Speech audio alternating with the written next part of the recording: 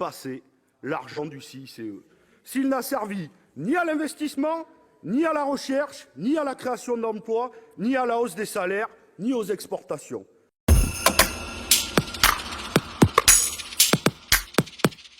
Monsieur le Président, Monsieur le Ministre, mes chers collègues, en 5 minutes, je concentrerai donc mes propos sur 2 aspects. Les dégrèvements, à qui profitent-ils? Pour 101 milliards d'euros aux entreprises. Je souhaite évoquer le rapport d'étape de France Stratégie sur la mise en œuvre du CICE.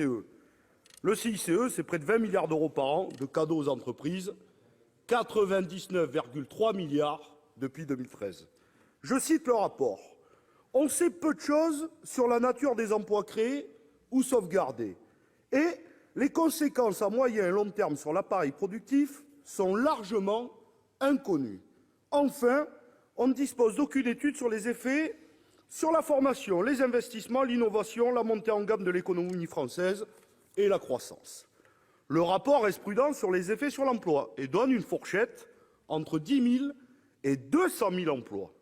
Si on prend la fourchette haute, 200 000, pour 99,3 milliards d'euros, cela représente la modique somme de 496 000 euros par emploi créé.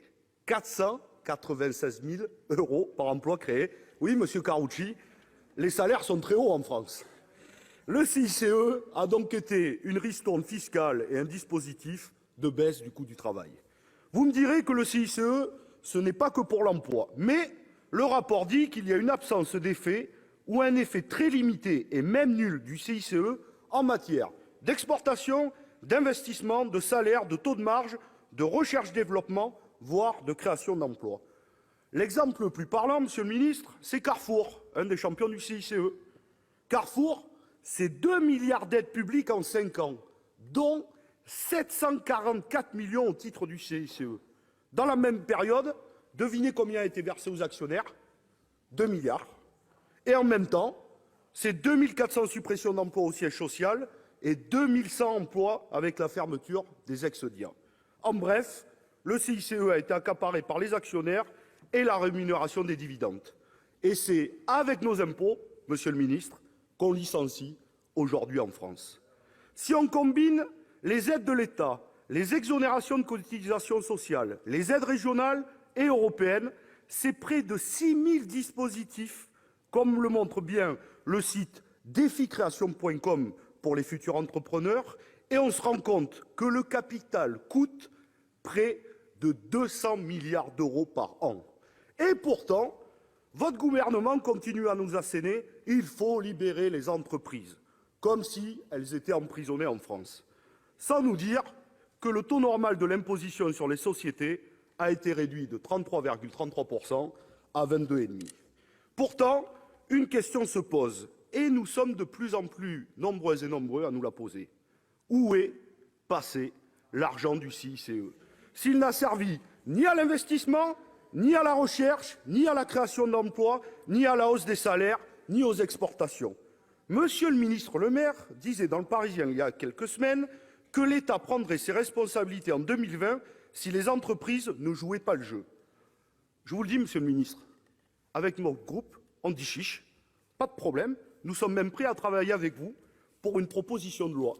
Par exemple, sommes-nous d'accord pour dire que si les entreprises ne jouent pas le jeu, elles doivent rembourser? La question vous est posée et on est à votre disposition pour y répondre. Après la suppression de l'impôt de solidarité sur la fortune, après la flat tax, après la suppression de l'ESIC tax, vous décidez de poursuivre le CICE et même de le pérenniser sous forme d'allègement de cotisations patronales.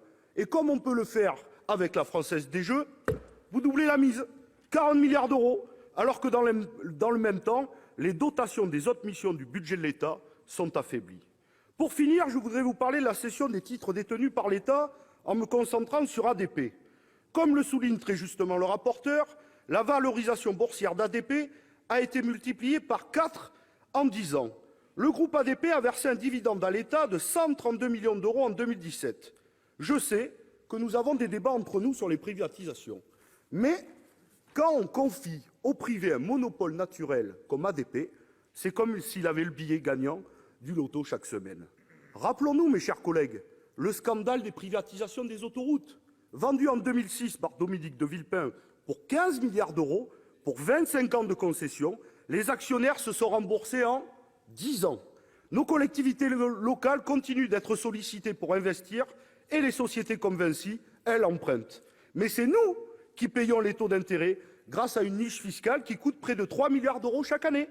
Et le consommateur est floué, car chaque année, le prix des péages augmente, contrairement aux engagements pris en 2006, plus 22% en 10 ans.